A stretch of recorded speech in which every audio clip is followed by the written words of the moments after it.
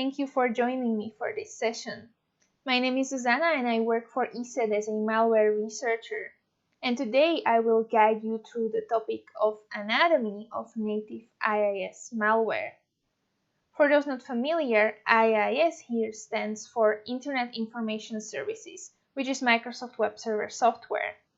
And this software has a modular architecture, so the developers can create and add modules to extend the functionality of this software. But we are going to look at the case where malicious threat actors misuse this same extensibility. So we will cover the topic of malicious IIS modules and how we can dissect them. By the way, the word native here in the title refers to native IIS modules, which is one of the types supported by the IIS software. But we will get to those specifics later. So let's start with some broader context and explain why this is a relevant topic worth studying. So some facts first, and the first fact you probably already know, that IIS is not the most popular web server software out there. It's estimated that 4 to 7% of websites use this software, and these numbers are based on the recent Netcraft web survey and also the recent W3 Tech survey. But even though IIS is not the most widely used web server software, you can still find it running at interesting places. Remember, this is Microsoft software, so running at Microsoft servers, such as Microsoft Exchange servers with OWA enabled. So this OWA is running on IIS, and that makes IIS malware a particularly interesting tool when you want to spy on these servers.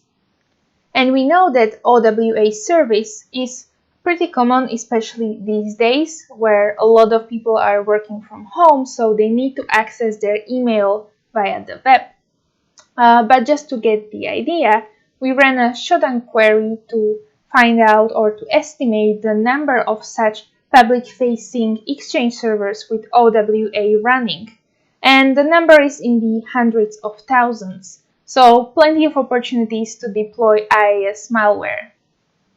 And one real-world example, this is exactly what the threat actors have been doing. So this year, after the disclosure of the proxy logon vulnerability chain, at least 5 distinct threat actors used this vulnerability to deploy IIS backdoors.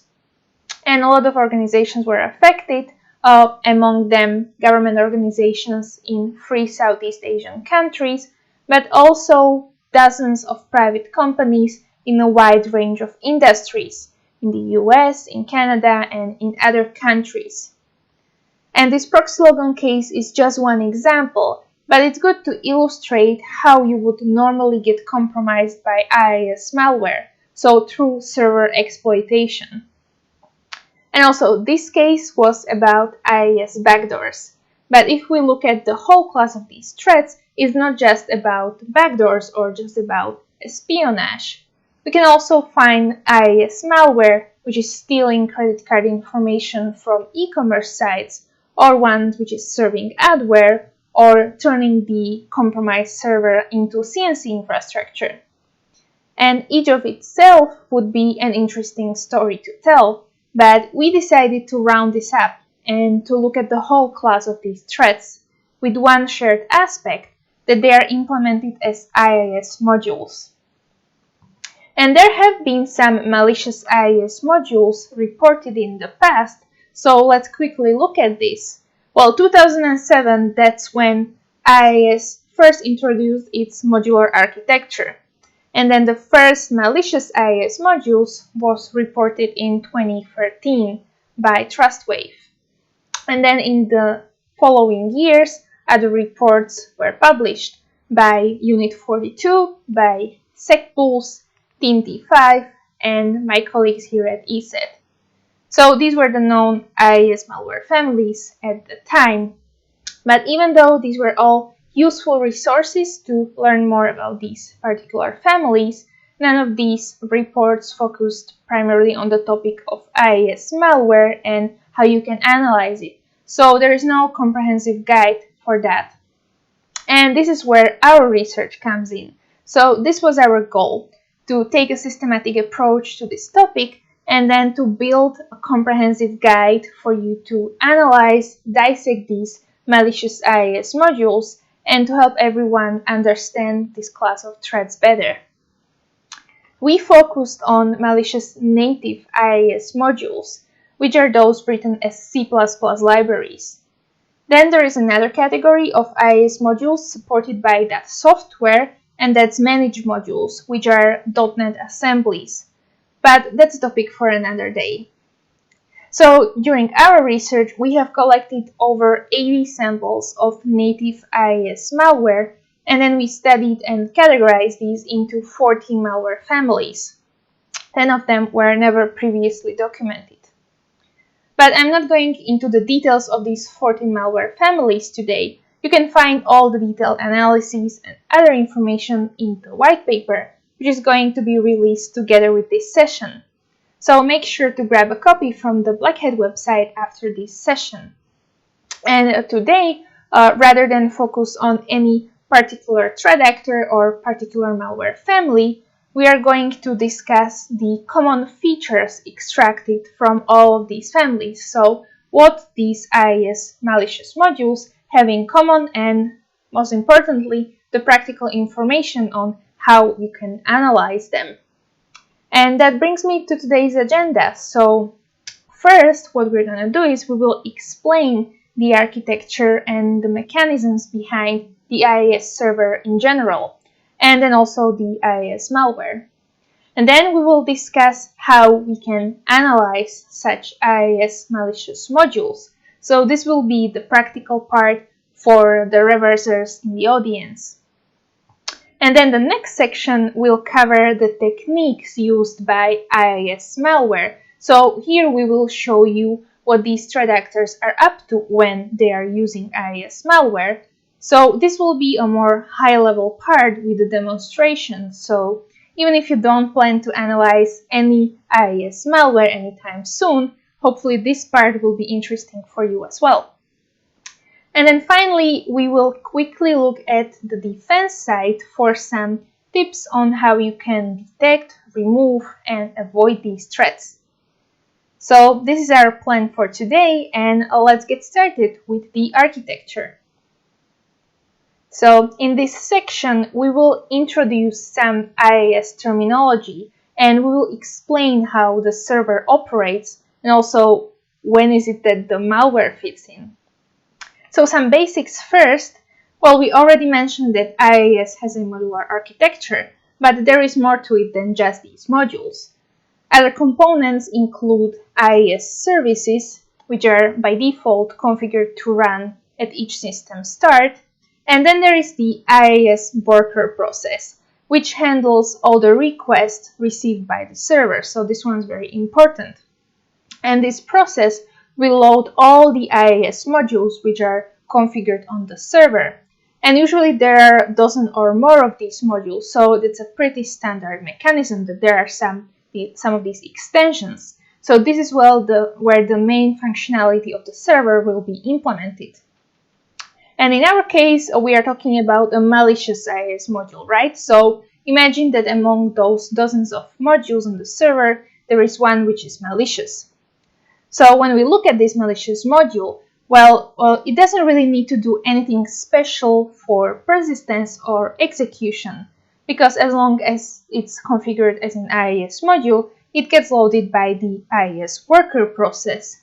And, well, IIS is persistent in itself. So that's one advantage to be persistent as IIS module. Then another advantage for the malware is that once it's loaded by the IIS worker process, it will see all the traffic coming through the IIS server, and it will also be able to affect the request processing.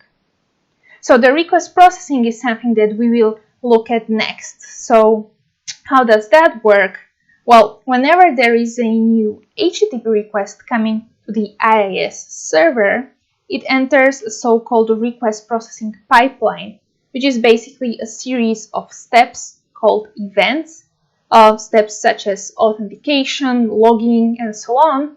And these steps are taken one after another until the server processes the request and sends the appropriate HTTP response. And on a deeper level, what really happens is that each of these events generates an event notification, which is then handled by an event handler, which is implemented in the IIS modules. So, for example, the authorization event will generate a notification which is handled by the unauthorized request handler. And after that event, the server will also generate a second notification. So it's just after the event, that's why it's called post-event notification. And again, that one is handled by another handler in those IIS modules.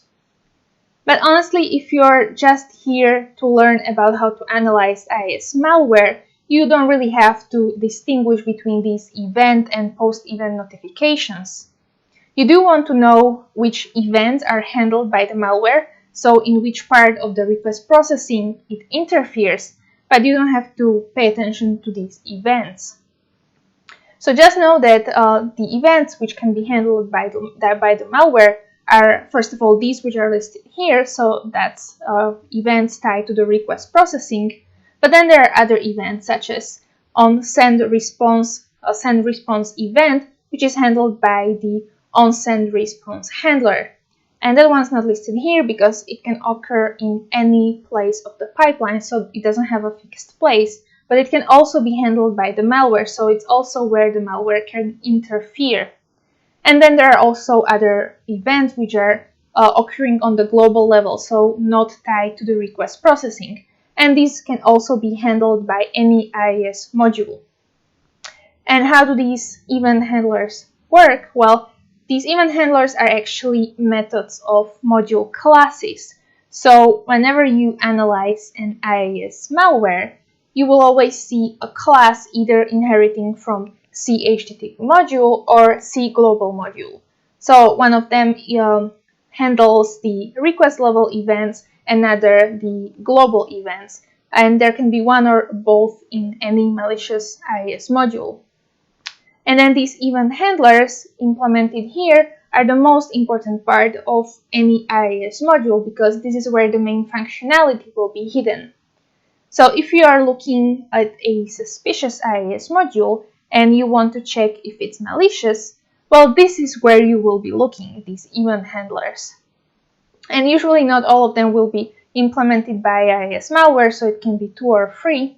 And this is not a rule, but from those malware families that we analyzed, it seems like some of these event handlers are more popular than the others. So, for example, the onBegin request or the onSend response handlers are usually handled by the malware. Well, basically the malware wants to step in whenever there is a new HTTP request coming to the server, and also just before the HTTP response is sent. But as I said, that's not the rule. And then there are also other handlers handled by the malicious IIS modules, such as onLog request. And this one can be used to make sure that no malicious activity is logged on the server. And we have seen such case. And well, in any case, this is how the event handlers are important for the malware. But one more mechanism that I need to mention is how these event handlers register for these event notifications. And that's implemented in the DLL export called register module. So all of these native IIS modules are DLL libraries. So they all export this same function called register module. And this is where the initialization will take place. So 2 things will be implemented in any register module function. The first one is that the function will create instances of the core classes. And then the second step is that it will call the setRequestNotifications method. And this is to specify which event should be handled by this module.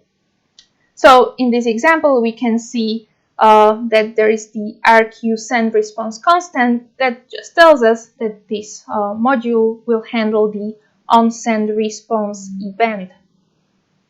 And optionally, the register module function can also set the priority for the module or do other initialization steps.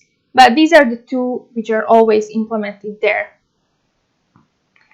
Alright, so this is how the IIS server components interact with each other and what are the main mechanisms. And now let's look at the reversing side. So let's quickly go over 4 steps that you can take to kickstart any analysis of a malicious IIS module. So at first, I recommend to import the relevant interfaces into your favorite disassembler. As listed here, they are all implemented in IIS core.dll. And you will need those because the IIS modules rely heavily on IIS C++ API calls. So you will need them to interpret all the virtual function calls across the module. Then, as a second step, start analyzing from the register module export. Usually it's very simple and straightforward. As I said, that there are those 2 steps which are implemented here. So you usually want to use it to find out which handlers are implemented in the module. But in some cases, the function can be much more complex. There can be some structure initialization or string decryption and so on. So definitely don't overlook this export because it's not always so short and simple. And here, just as a side note, you may notice these small green icons popping up in the rest of the presentation, and that's just a reference for you for where you can find more information in the paper, but definitely you don't need to read those small notes now. Anyway, back to the reversing. So the third step you will take is to identify the actual implemented handlers in the code. And this one is easy, because you will immediately know when some handler was not implemented. It will look like this. You can see there are some debug strings, so you can disregard those and use that as a guide to find those handlers which are actually implemented. So these we will mark and we will start analyzing them, which will not be that easy as finding them. But just know that not all the implemented handlers are necessarily malicious handlers.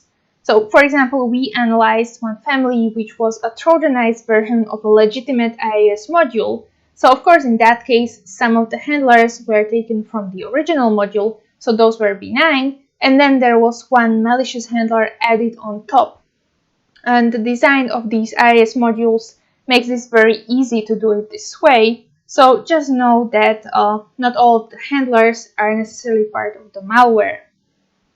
But anyway, once you have your handlers identified, this is where you will spend the most time analyzing.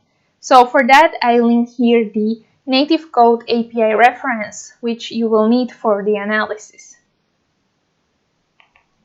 And as another guide for the analysis, you need to know what you can expect in those handlers. So here in our next part, we will look at how to understand these IIS modules, this IIS malware. So what kind of techniques it uses and what are their objectives.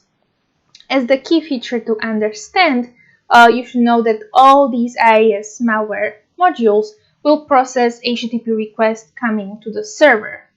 So the question is, which requests are processed and which are ignored, and also how are they processed. And we identified 4 or 5 main types of IIS malware, so let's introduce these 5 types.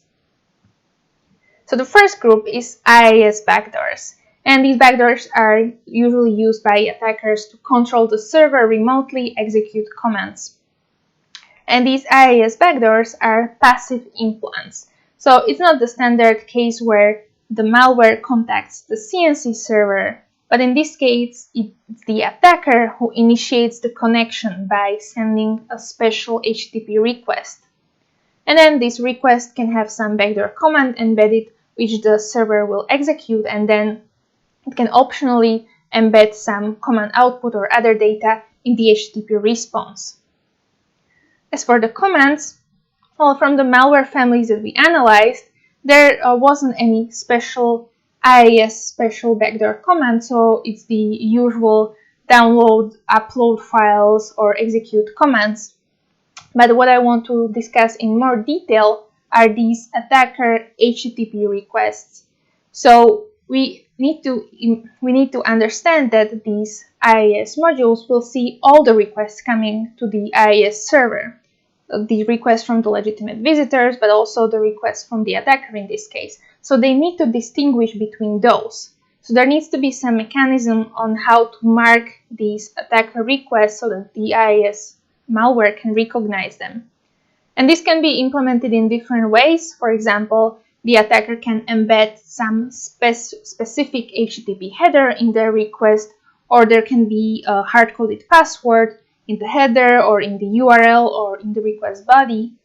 But there are also other cases which are more complex. So this is one such example where this malware family doesn't look for a specific password in the request, but it looks for a specific relationship between the URL and then the host and cookie header.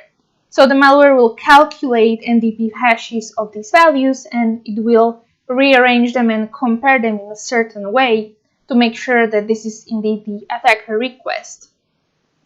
And interestingly, this is more difficult to find in the logs, or more difficult to fingerprint for the defenders. So that's probably the reasons why they did it this way. So when we compare it to another malware families, another backdoors, which have a hard-coded password or which have some specific header, well, you can more easily find this in the logs as a defender, but in this case, it's not so straightforward. So that's an anti-detection technique. And then let's move on to the next category of IIS malware, and that's IIS info stealers. And these steal data from legitimate visitors. So they're listening to the traffic coming to the server, and then they log and exfiltrate some information such as credit card information or credentials. So in this one example, this malware family will listen to all the incoming traffic, and then once there is a HTTP request coming to a specific URI, such as such as checkout or payment, then this request is identified and the malware logs it. And the malware doesn't do anything with the HTTP response, so the user will not be aware. And then the attacker can also contact the same server by sending a special attacker request, just like in the backdoor case. And on this special request, the malware will exfiltrate the collected data. Of course, HTTPS doesn't help the user here in any way because the malware runs on the server, so it will see the decrypted version of the data. Now let's have a quick demonstration. So let's look at an example of how this IIS info stealer can work. So what we have here is a clean installation of IIS server, but with an added module which is both an info stealer and backdoor. So now we are opening IIS Manager, which is a tool where you can see the server configuration. And we're opening it to show you the list of the modules. And in that list of modules, you will see one called IIS Backdoor. So we name it this way just to make it more obvious, but that wouldn't happen in the real world case. And what we're going to do is we are going to interact with this server by sending it HTTP request using the Python request library. So the first request will be just a standard request just to see what kind of response the server would normally send back to a user. Just pay attention to the headers, which is important to this particular malware. And then in our next step, we will send a request as a standard legitimate visitor of this server who tries to authenticate. So we include some kind of password in the HTTP request body. And from the response, we can see it's the same as in the standard case, nothing special in the headers. That's because this is the IIS info stealer, so it's mostly listening and logging. It doesn't really interfere with the response sent to the legitimate user. And we know that what kind of log file this malware is using, so we can look at inside this log file, and we can see that indeed the same password was logged because it was found that in the request from the user there's an interesting string password, so the malware logged that. And this will happen in any case where the string password is in the HTTP request from the user, because this is how that malware was written. And now for the interesting part, we will switch heads and we will act as the attacker now. So we will send another request, but this time it's a special attacker request. So see, there are two special headers included in the request. One of them is with the password that we changed from the original to demo. And then the other header is with the backdoor command. So this special header's name is excron variations, and remember that. So now we send a request and we can see the response headers, and we can see that the same special HTTP header is included in the response from the server, from the malware. So what is sent in this header, we can see it's some kind of base64 encoded string. So let's decode it and let's see our answer for our backdoor command. And we can see this is the content of the log file. So these are all data collected and logged by the malware, by the info stealer. So it's all the credentials. So this is the main mechanism behind an IIS info stealer and how it can look like in real world conditions. And we will come back to this example, but we still have 3 more malware types to cover. So let's continue with the third category, and that's IIS info stealers. So this type of malware is also targeting legitimate users of the server. So whenever there is a legitimate visitor, it looks at its request, but this time the request is not logged, but it's relayed to the server to obtain a configuration from the server, and the configuration is then used to modify the HTTP response for the user. So unlike info stealers, we're actively modifying the response. And this is used to serve some malware or adware or redirect the user to another website, so to actively serve malicious content to that user. And then our next category is IIS proxies. And that's very different from these other cases, because this malware is usually used as part of a larger malware infrastructure, and it's used to relay traffic between some compromised host and its CNC server. So whenever a compromised host contacts this IIS server, it just relays the request to the CNC server, and it's doing the same the other way around. And the malware actors are usually using this technique to conceal the real location of the CNC server. So the compromised host, which of course doesn't know about the communication, doesn't communicate with the real CNC server, but the compromised proxy. And the threat actors can chain multiple such proxies one after another to make it more obscure to find the real CNC server.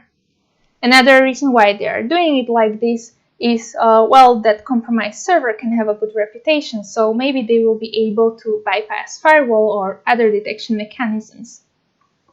But in any case, these IIS proxies are only used to relay this kind of traffic. But when there is a request from a legitimate visitor of the IIS server, this request would get ignored by this malware. So that's unlike the IIS info stealers and injectors, where that legitimate users or visitors would be directly affected. Their request here will still get handled by the IIS server, it's just that this malware will ignore them. And then there is the last category that we named SEO fraud, and in this category, the real visitors of the server are also ignored. So it has a low impact on the legitimate visitors, but I still want to mention this category because it's used in a criminal scheme. So what's going on? The purpose of this malware is to manipulate content served to search engine crawlers to boost SEO for some third-party websites. So this is not the case where admin would install such malware, such functionality by themselves, because it's not to boost their SEO, which is techniques you may know under the name black hat SEO. But in this case, it's the malware that communicates with its CNC server to get the configuration as to which third-party website should be promoted. So the compromised IIS server is just misused here. And the websites can be promoted by various techniques such as keyword stuffing or injecting lists of backlinks or other techniques. But in general, the purpose is to fool these algorithms, and this malware doesn't care about the real visitors of this server. Okay, so these were the 5 main types of IIS malware. And here you can see the distribution of these types among those 14 malware families that we analyzed. And as you can see, oftentimes there were several functionalities combined in one malware family, proxy with SEO fraud or backdoor with info stealer, but more info on that in the paper. Because now I still want to cover some basics about what IIS administrators can do about these threats.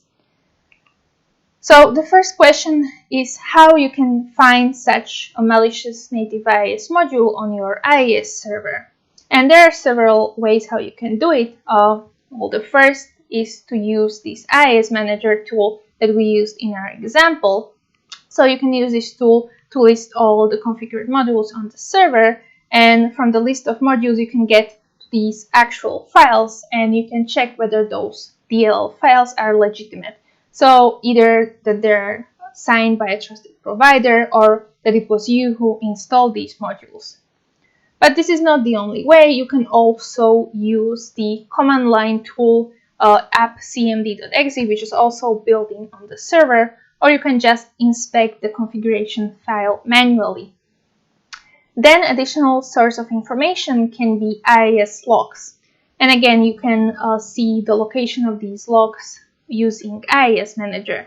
Just be aware that these logs will not be 100% reliable. Well, not everything gets logged, but more importantly, the IIS malware can also interfere with logging, as we have seen even today. And finally, you can use the Yara rules to scan for these 14 known malware families. So we have put together these Yara rules and extracted the IOCs, and you can find that in our GitHub repository.